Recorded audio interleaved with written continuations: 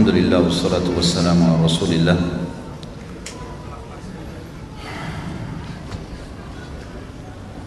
Setelah salam, penanya mengatakan semoga Ustaz dan jemaah sekalian senantiasa dilindungi dan diberi berkah oleh Allah. Sama-sama insyaallah. Mudah-mudahan penanya juga begitu. Bagaimana cara berbakti kepada orang tua apabila orang tua tersebut selalu memanjakan anaknya, bahkan malah marah dan ngomel apabila anaknya membantu mengerjakan pekerjaan rumah? Tetap dilakukan, bakti saja. Lakukanlah hal-hal yang dia tidak marah. Misal, kalau dia suruh belanja, keluar, beli sesuatu, maka lakukanlah itu. Jadi tidak perlu melakukan apa yang dia tidak suka. Ikuti saja. Kalau misalnya Anda seorang anak perempuan dan dia tidak mau Anda ikut masak misalnya, udah temanin aja ngobrol. Lakukan sesuatu yang cukup membuat mereka senang.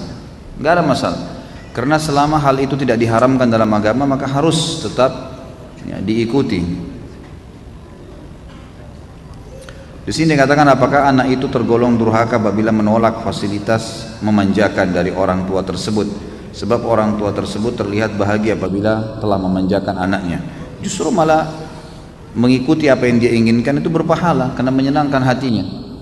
Dan lakukanlah hal-hal yang lain, hal-hal yang lain. Karena tanda kutip di sini masalah memanjakan, pasti ada saja hal yang dibutuhkan oleh orang tua kita. Misal, Anda bisa membelikan kebutuhan-kebutuhannya, kebutuhan-kebutuhan yang dia butuhkan, dari sampo, dari sabun, dari apa. Pasti setiap orang itu punya sesuatu yang dia sangat senangi. Dan orang tua itu sama, manusia biasa. Pasti mereka suka sesuatu yang mungkin menonjol dalam dirinya yang akhirnya kita bisa penuhi. Banyak cara berhubungan dengan masalah itu ya.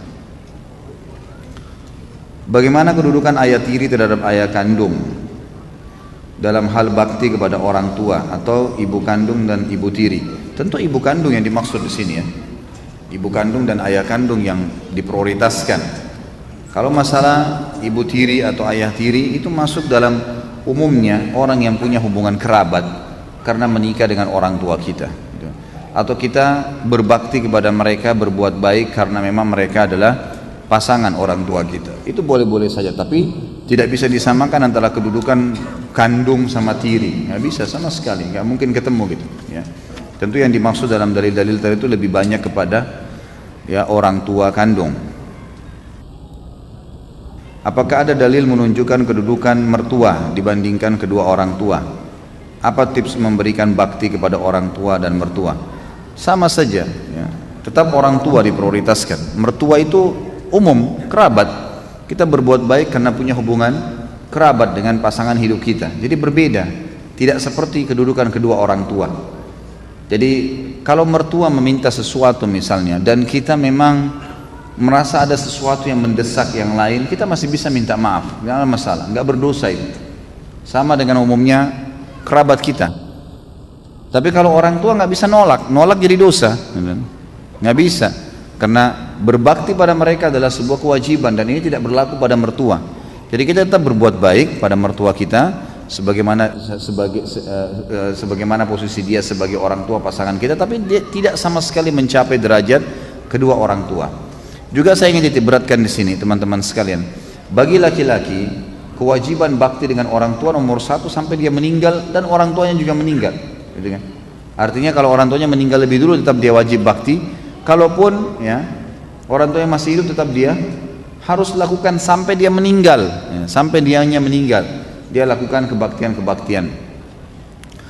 Kalau perempuan berbeda, setelah dia menikah maka diprioritaskan adalah suami ya, adalah suami. Bakti pada orang tuanya di nomor 2 kan.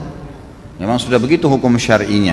Maka setiap muslimah harus bisa memahami hukum syar'i ini sehingga dia tidak menahan suaminya untuk berbakti dengan orang tuanya. Dan harus pahamin teman-teman sekalian, cemburu itu harus pada hal yang berbau pelanggaran agama saja. Titik, nggak lebih daripada itu. Jadi tidak benar kalau seorang wanita cemburu dengan mertua perempuannya, cemburu dengan iparnya, saudari daripada suaminya. Itu nggak boleh.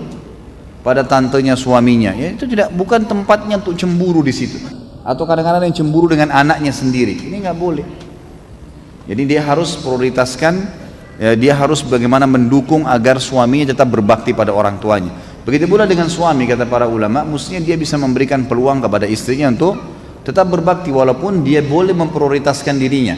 Dia masih, misalnya istrinya pamit mau kunjungi orang tuanya, dilayanilah, diberikanlah kesempatan, dibantulah semampu dia. Kalau dia punya hajat mendesak, dia boleh bahasakan, tolong selesaikan ini dulu baru kemudian kamu boleh ke orang tua kamu, itu nggak ada masalah.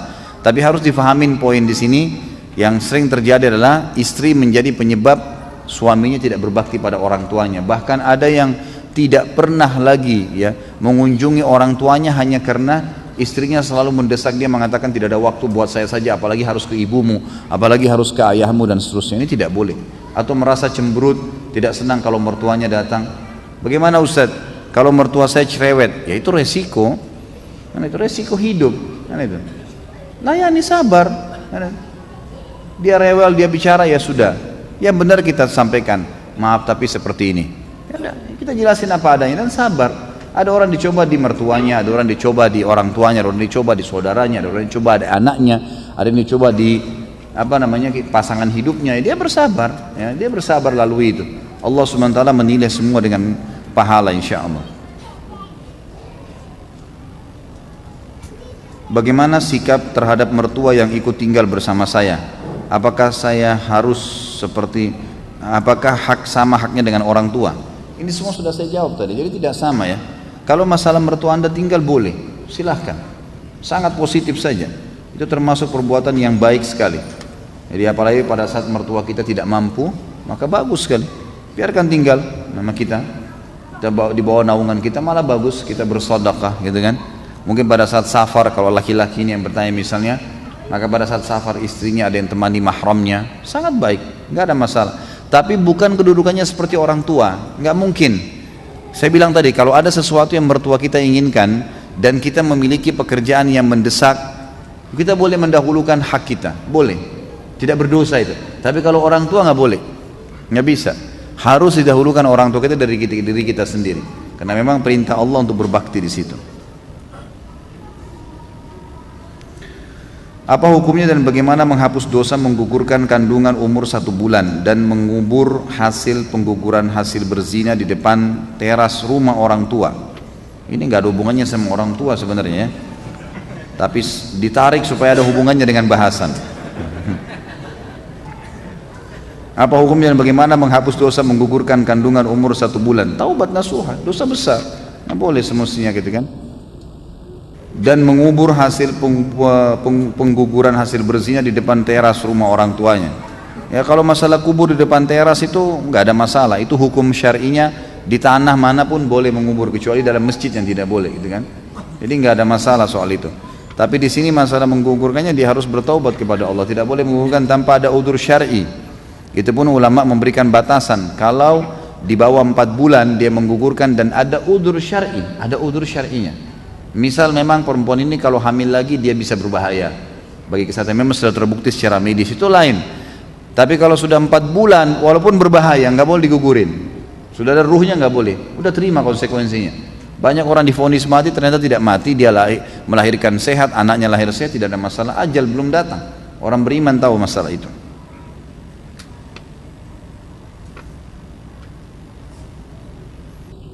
Apa hukumnya zina yang dahulu saya lakukan berimbas kepada adik perempuan saya yang sampai sekarang sangat susah mendapatkan jodohnya? Haruskah saya meminta maaf kepada pasangan zina saya dulu yang notabene sekarang bukan siapa-siapa saya lagi? Nggak ada hubungannya akhi. Nggak ada hubungannya zina kamu sama adik perempuanmu tidak dapat jodoh, sama sekali. Di mana tali benang merahnya nih? Nggak ada hubungannya sama sekali. Anda berbuat dosa sendiri, gitu kan? Nggak ada hubungan. Masalah adik belum ada jodohnya itu rahasia Allah Subhanahu Wa Taala. Nggak ada hubungannya sama sekali. Dan tidak perlu minta maaf dengan pasangan itu. Bertaubat kepada Allah Subhanahu Wa Taala. Kita perlu minta maaf kalau kita berbuat salah. Perzinahan dua-duanya salah dan itu kesalahan kepada Allah Subhanahu Wa Taala. Jadi taubat kepada Allah. Jangan lagi membiarkan syaitan membuka pintu untuk kontek-kontekan lagi. Syaitan akan menunggangi itu supaya kita teringat kenangan-kenangan, akhirnya terbuka lagi pintu zina. Nggak boleh. Wala taqrabuz zina. Jangan dekatin zina. Apa kata ulama tafsir maknanya? Jangan mulai ngobrol, jangan mulai lihat, jangan mulai sesuatu apapun, jangan mulai. Jangan dekatin, nggak usah. Ada SMS masuk jangan dibaca. Emang nggak boleh. Udah tutup dari awal. Sedikit angin saja masih terasa dinginnya, gitu kan? Apalagi kalau dibuka jendelanya bisa kedinginan, masuk angin, gitu. Ya. Cara beristiqomah yang benar untuk menghapus dosa berzina. Taubat nasuha, ada 4 syarat sudah jelas. Tinggalkan dosa itu seketika, sesali, berjanji sama Allah tidak ulangi, dan yang keempat sibukkan diri dengan ibadah. Sisa umur isi dengan ibadah. Jangan buka lagi pintu itu. Kalau anda yang bertanya ini belum menikah, maka menikah tentunya. Lampiaskan syahwat anda yang di tempat yang telah Allah halalkan. Maka itu insya Allah sangat baik. Ya.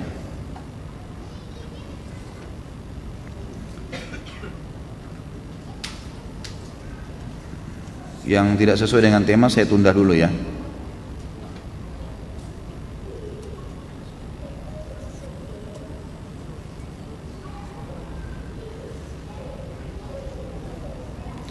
Bagaimana hukumnya jika anak membantu orang tua mengadakan tahlil bagi saudara yang sudah meninggal? Jika anak menolak, orang tua marah dan tersinggung karena tidak menjaga tradisi, sedangkan jika dilakukan Islam tidak menyuruh tahlil, apakah anak itu berdurhaka? Tentu saja ada hadis Nabi yang berbunyi la ta'ata li makhlukin fi ma'siyati khaliq.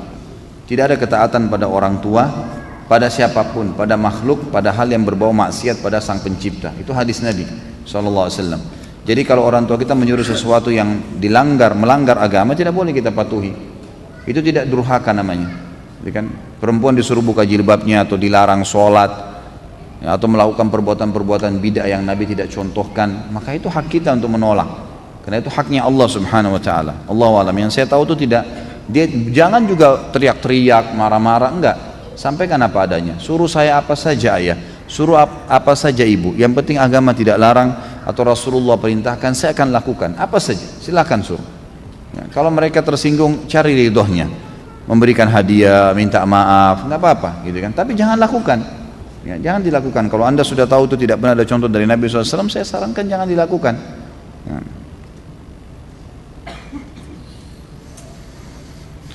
Tadi Ustaz sudah sampaikan hadis bahwa orang yang durhaka kepada orang tua, orang minum minuman keras, tidak masuk surga. Bagaimana dapat memahami hadis di atas? Sebab ada hadis lain yang mengatakan apabila ada keimanan dalam hati seseorang sebesar biji dzarrah, masuk surga. Tentu hadis yang dimaksudkan tadi yang anda tanya, yang kedua, siapapun yang di dalam hatinya ada seperti biji dzarrah, biji sawi dari keimanan, dia akan masuk surga. Makna hadis ini kata ulama adalah dia akan masuk surga setelah ditimbang amalnya. Setelah ditimbang amalnya, karena semua pasti akan ditimbang amal solehnya, amal buruknya. Kalau amal buruknya lebih berat, dia masuk neraka dulu. Itu sudah jelas, banyak hadis yang menjelaskan masalah itu. Orang-orang akan masuk ke neraka, dibersihkan dosanya dan akan keluar. Dan Nabi SAW mengatakan di dalam hadis yang sahih bahwasanya penghuni orang-orang beriman yang masuk ke neraka dulu dikenal dengan istilah juhannamiyin, orang-orang yang pernah lewat di neraka. Nanti pada saat dosa mereka sudah bersih, dimasukkan ke dalam surga. Dan ahli-ahli surga nanti bisa mengenal mereka kalau ini orang-orang yang pernah lewat di neraka dulu. Jadi memang dilewat ke neraka dulu. Mereka akan dikeluarkan dari neraka setelah dosa-dosanya bersih, karena penyebabnya adalah walaupun orang yang dalam hatinya ada seperti biji sawi dari keimanan. Jadi bukan berarti dia punya iman seperti biji sawi langsung masuk surga tanpa hisab, atau mungkin dihisab pasti lolos karena ada iman seperti biji sawi, bukan itu yang dimaksud, ya. Tapi di sini adalah setelah ditimbang amalnya, dan pasti semua orang yang beriman kepada Allah mengucapkan syahadat, 2 kalimat syahadat, dipastikan masuk ke dalam surga selama dia tidak membatalkan syahadatnya itu. Ayah saya sudah meninggal 1 tahun yang lalu. Beliau mendapatkan warisan dari almarhum kakek yang belum dibagikan, sebidang tanah yang masih milik beramai-ramai, milik almarhum ayah, kakak dan adiknya. Saat ini warisan tersebut masih disewakan. Bagaimanakah hukum pembagian uang sewa yang memang jatah atau bagian almarhum ayah saya? Almarhum meninggalkan 2 istri, 1 orang anak laki-laki dan 3 anak perempuan. Bagaimana pembagian sewa untuk para ahli waris dari almarhum ayah saya yang terbaik menurut agama Islam? Tentu ini masalah penting ya. Ada hal-hal yang mendasar bagi orang yang meninggal harus segera dilakukan. Yang pertama, memandikan, mengurus jenazah dan mensolatinya. Kembali kepada hadis Nabi SAW yang sahih riwayat Imam Ahmad yang berbunyi, ikramul mayyit dafnuhu, penghormatan dan penghargaan terhadap jenazah, segera mengurus jenazah dan memakamkannya. Jadi masuk dalamnya adalah memandikan, ya, kemudian mensolatinya dan menguburkannya. Yang kedua adalah menjalankan wasiatnya. Karena Allah SWT mengatakan min ba'di wasiyatin tusuna biha audain. Setelah orang meninggal, maka yang paling pertama setelah diurus jenazahnya adalah wasiatnya. Ada wasiat nggak dia tinggalkan? Misal tanah ini saya wakafin buat pesantren ini misalnya, gitu kan? Yang ketiga membayar utangnya, dan yang keempat ya membagi warisannya. Ini harus dilakukan. Jadi perilaku yang keliru adalah kalau ada orang mati nggak dibagi warisan, itu nggak boleh, teman-teman sekalian. Ini sudah pernah saya jelaskan, nggak boleh nggak dibagi warisan, harus dibagi. Baik, ayah saya meninggal Ustadz, punya satu rumah, ibu saya masih tinggal di situ. Kami 3 orang bersaudara. Kami kalau bagi kesian ibu. Loh, kasusnya adalah bukan kita mengusir ibu kita dari rumah itu, membagi persentase masing-masing sudah jelas. Ini ibu dapat karena punya anak-anak, 1/8 dia dapatnya. Ya udah, ibu kita punya di rumah itu 1/8 bagiannya beliau. Sisanya dibagi kepada anak-anaknya misal, gitu kan? Jadi masing-masing sudah tahu, silahkan ibu anda suruh tinggal itu nggak apa-apa. Tapi setiap yang bersaudara sudah tahu hak di rumah itu. Kapan satu waktu dijual, maka sudah tahu masih si fulan punya sekian, si fulan punya sekian, si fulan punya sekian. Kalau kasus seperti ini, Allahu alam ya, mudah-mudahan Allah ampuni kalau saya salah. Tapi setahu saya, kalau kasus seperti ini adalah dinilai berapa nilai tempat sewa itu pada saat warisan terjadi, atau nilai tempat itu sekarang berapa. Misal nilai 1 miliar, mereka bersaudara 3 orang, kalau semua laki-laki dibagi rata. Kalau ada perempuan, kayak tadi ada perempuan dibagi, laki-laki dapat 2 jatah, perempuan 1. Misal 3 orang, 1 perempuan, 2 laki-laki. Baik, dibagilah 1 miliar itu menjadi 3, tapi di sini perempuannya, laki-lakinya mendapat 2 bagian, ya, 2 bagian. Setelah dibagi, maka hak warisan si ayah ini itu dibagi kepada ahli warisnya lagi, ya, dibagi kepada ahli warisnya, anak-anaknya, istrinya dibagiin. Ya, seperti itu Allah alam yang saya tahu. Jadi dibagi dengan cara seperti itu. Saya sudah kasih pernah nomor Ustadz Nizar Jabal, bisa dihubungi lebih lanjut kalau mau tanya masalah warisan. Seorang anak dimarahi orang tua tapi belum tentu si anak salah. Jika si anak membela diri dan orang tua malah semakin marah, apakah si anak ini termasuk durhaka kepada orang tua? Tentu saja membela diri pada batas-batas yang dibolehkan secara syar'i. Dan kalau anda sabar, tenang, tidak malah membantai, itu lebih baik, nggak masalah, gitu kan? Jadi insya Allah sambil kita doakan orang tua kita, karena memang sangat pekah sekali permasalahan orang tua ini. Kita dilarang bilang nggak boleh bilang Allah mengatakan wala taqul lahuma uffin wala tanharhuma. Uff itu gitu. Nanti aja, gitu kan? Ibu ini suka suruh-suruh, ayah ini begini, itu nggak boleh. Begitu aja nggak boleh, apalagi membantahnya, gitu kan? Kalau ada sesuatu memang dalam Islam kita perlu menjelaskan. Pernah saya sebutkan salah satu kaidah hidup yang baik, teman-teman sekalian, coba diterapkan. Setiap kali dilemparkan pertanyaan kepada kita sedang melakukan satu perbuatan benar atau kita sedang melakukan perbuatan yang salah, jelaskan argumentasi kenapa kita lakukan. Itu penting. Kita pulang masjid, ditanya oleh tetangga, dari mana Pak? Oh, dari masjid. Jawab. Jangan bilang, kalau saya bilang dari masjid nanti riya, jadi saya nggak usah jawab. Enggak. Riya itu kan kalau kita ikutin. Kalau syaitan bisikin, tuh kamu dipuji, kita nggak hiraukan. Seperti orang lagi tawarin barang, mau kaca mobil kita nggak buka, udah dia akan berlalu kok. Riya itu kalau kita lemah, emang kita sengaja, iya ini kita mau dipuji, itu lain. Kalau enggak. Tapi menjelaskan, ya saya dari masjid, udah, sudah selesai. Karena sudah ada pertanyaan yang dilemparkan, harus kita jelaskan kenapa kita lakukan, gitu kan? Kamu mau kemana? Kita mau ke taklim. Saya mau ke pengajian. Nggak ada urus riya, kecuali memang sengaja kita mau dipuji-puji. Kita jelasin kok argumentasinya. Jangan sampai kita meninggalkan satu perbuatan ibadah, mungkin dengan kita jelaskan ke dia jadi ingin juga ikut pengajian. Pengajian di mana ya? Pengajian di sana, bahasanya tentang ini. Ayo ikut yuk. Mungkin dia ikut. Allahu a'lam, kita nggak tahu. Kan gitu. Sama kalau kita berbuat buruk, hukum Islam kita harus minta maaf. Berbuat salah, maafin saya, kita minta maaf. Kemudian perlu menjelaskan argumentasi kenapa kita lakukan. Saya lakukan waktu itu betul-betul karena ini, gitu. Tapi saya salah, saya tidak akan ulangi insya Allah, gitu kan? Jadi menjelaskan alasan kenapa kita lakukan itu akan membuat orang yang sedang kita langgar apa yang dia tidak senangin itu akan mengetahui, penyebabnya karena ini rupanya. Ambil makanan itu karena saya lapar sekali, saya nggak ada makanan lagi, jadi saya ambil. Tapi saya salah, saya minta maaf, misal, gitu kan? Jadi perlu menjelaskan masalah. Jadi orang tua kita perlu jelasin kalau emang kita benar, dan benarnya ini harus tahu gambarannya benar adalah tolok ukurnya agama, bukan ego pribadi. Ya, bukan ego pribadi.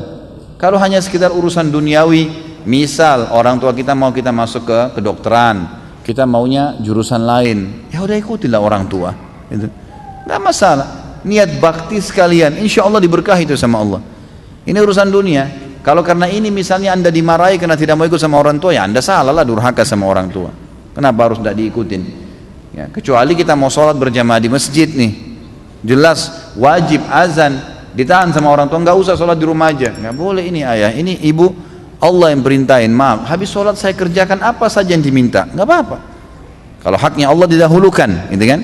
Saya pernah jelaskan, haknya Allah ada wajib, ada sunnah. Haknya makhluk ada wajib, ada sunnah.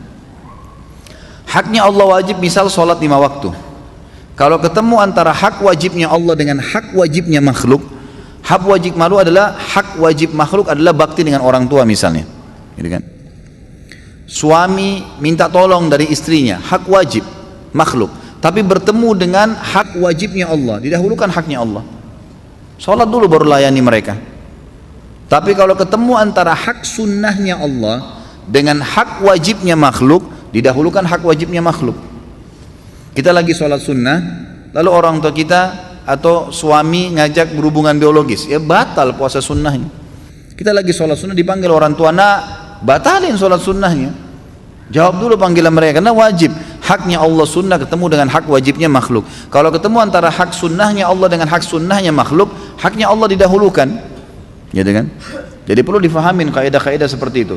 Jadi insya Allah kita coba ya lihat dengan kacamata agama. Apakah memang dalam agama ini saya benar, haknya Allah yang wajib, sehingga saya tidak perlu bakti sama, saya tidak perlu dahulukan pendapat orang tua saya, atau ini cuma sekedar opsi pilihan-pilihan sunnah yang memang semestinya kita bisa toleransi. Bahkan pernah terjadi di Saudi, ada seorang wanita, ini kisah nyata terjadi. Jadi dia disuruh nikah oleh orang tuanya dengan seorang laki-laki. Laki-laki ini rupanya tidak terlalu paham agama, tapi orang tuanya suka, akhlaknya laki-laki ini baik, santun, ramah, dari keluarga baik-baik, tapi dia masih merokok. Kadang-kadang ada kesalahan-kesalahan yang dia lakukan yang memang menonjol sebenarnya dalam agama, tapi orang tuanya mau sekali dia lakukan. Maka anak perempuan ini mengatakan, saya terima lamaran laki-laki itu karena orang tua saya. Subhanallah, selama 3 bulan menikah, didakwain suaminya dengan santun, dengan baik. Suaminya tiba-tiba berubah, ninggalin rokok, sholat berjamaah di masjid karena pengaruh dari istrinya. Dan ulama mengatakan, menanggapi kisah ini karena terjadi, ini karena baktinya pada orang tuanya. Allah berkahi, bukan mustahil. Orang tua itu subhanallah menjadi penyebab, walaupun mereka kafir loh ya, mereka kafir, kita bakti menjadi penyebab rahmatnya Allah turun kepada kita, apalagi kalau dia muslim. Jadi kita harus maksimalin itu ya. Sebagaimana azab disegerakan apabila durhaka, apakah balasan terhadap kebaikan juga segera atas kebaikan bakti kepada orang tua? Saya tidak pernah tahu ada dalil masalah itu ya. Misal kita berikan hadiah orang tua langsung Allah balas juga langsung seketika, Allahu alam. Itu tidak pernah ada dalil yang khusus menjelaskan masalah itu sebagaimana azab tadi disegerakan. Tapi insya Allah kita berharap, Allah itu zat yang akramal akramin. Tahu artinya apa itu? Orang Arab itu kalau suka sekali memberi namanya karim ya. Orang yang tidak menolak, selalu memberi namanya orang karim, gitu kan? Allah itu salah satu sifatnya adalah akramul akramin, yang tidak pernah menolak siapapun yang minta, dan paling tahu bagaimana membalas kebaikan atau kepatuhan hambanya. Allah lebih tahu. Nggak usah khawatir tentang masalah itu. Insya Allah Allah akan kasih yang terbaik. Ana baru baca artikel mengenai perawi hadis-hadis sahih. Kata seorang tokoh, bahkan perawinya ada yang Syiah, Rafidhah. Bagaimana hal tersebut? Apakah Rasulullah SAW pernah bermubahalah dengan siapa? Artikel mengenai apa ini? Ya. Yang dimaksud mengenai apa perawi hadis-hadis sahih? Kata seorang tokoh bahwa perawinya ada yang Syiah. Bagaimana hal tersebut? Saya tidak tahu hadisnya yang mana. Saya juga tidak tahu orang ini, mungkin keterbatasan ilmu saya, Allahu alam. Tapi kalau ulama hadis mensahihkannya, maka berarti itu pasti ada pertimbangan ulama hadis. Saya bukan ahlinya untuk menilai hadis itu sahih atau tidak gitu. Tapi kita kembali kepada orang-orang yang sudah bidangnya di situ. Kalau Imam Bukhari, Imam Muslim yang sudah jelas-jelas tidak diragukan oleh para ulama hadis tentang mereka, kemudian mereka meriwayatkan hadis, pasti mereka menjeli. Karena dalam ilmu hadis itu ada ilmu rijal, ada jar wa ta'dil, ada ilmu mempelajari siapa perawi-perawi hadis itu, ada jar wa ta'dil, ada mengetahui tentang kesalahan mereka dan menetralkan apapun informasi yang salah tentang mereka sehingga bisa diterima nggak hadisnya. Itu ada dalam ilmu hadis, ada dalam ilmu mustalah hadis. Jadi ada ilmunya khusus mempelajari masalah itu.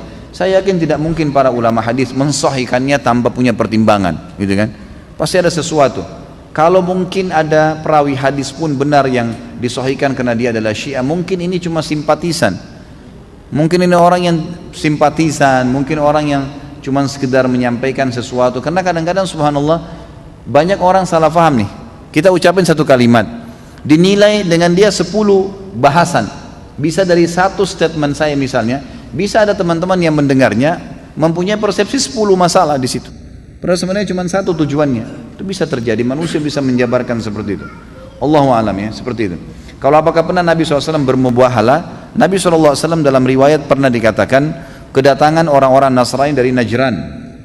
Najran wilayah, itu kan penuh dengan orang-orang Nasrani, lalu mereka datang dengan ingin niatnya bertemu dengan Nabi SAW, menanya-nanyakan tentang Islam. Lalu Nabi SAW jelasin Islam, mengajak mereka Islam, mereka nggak mau. Nabi biarin satu hari, besok diajak lagi berdebat, mereka disampaikan argumentasi, ayat-ayat, mereka nggak bisa membantahnya, nggak punya alasan. Kemudian mereka masih menolak Islam. Hari ketiga, terus begitu, akhirnya hari keempat dikatakan dalam riwayat Sahih Nabi SAW mengajak mereka bermubahala. Mubahala itu mengajak orang yang non muslim ini untuk mendatang, siapa yang benar siapa yang salah nih. Caranya membawa keluarga terdekat. Waktu itu Nabi SAW menggendong Hasan dan Husain radhiyallahu anhuma, dan di belakang beliau ada Fatimah radhiyallahu anha. Pada saat itu Nabi SAW menantang mereka orang-orang Nasrani dan Najran untuk bermubahalah. Ayo kita kumpul, kalian juga mendatangkan kerabat-kerabat kalian, lalu kita minta kepada Allah, kalau siapa yang benar diselamatkan, siapa yang salah dikena laknatnya Allah. Maka orang-orang Nasrani Najran menolak pada saat itu, mereka tidak mau. Mereka setelah musyawarah, pendeta-pendetanya lalu berkata, ini kalau dia betul Nabi, pasti kita kena laknatnya Allah. Dan bukan cuma itu, sampai kepada anak keturunan kita. Maka mereka pun akhirnya menolak, dan mereka memilih untuk membayar jizyah, upeti pada saat itu, dan mereka kembali ke wilayah Najran. Itu yang saya ketahui.